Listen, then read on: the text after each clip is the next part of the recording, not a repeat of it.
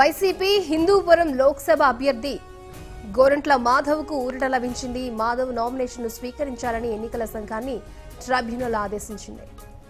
BRS కోసం Madhav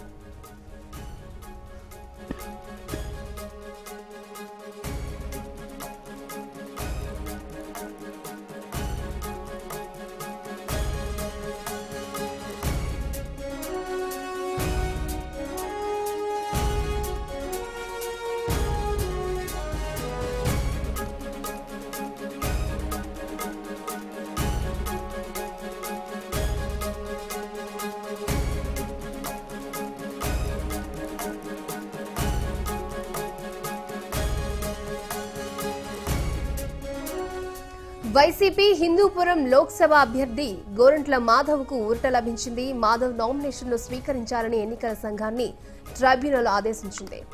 BRS కోసం మాధవ్ పెట్టుకున్న దరఖాస్తును వెంటనే ఆమోదించాలని ఏపీ ప్రభుత్వానికి ఆదేశాలు జారీ చేసింది. ట్రైబ్యునల్ ఆదేశాలతో హిందూపురం వైసీపీ శ్రేణులు ఆనందంలో మునిగిపోయాయి.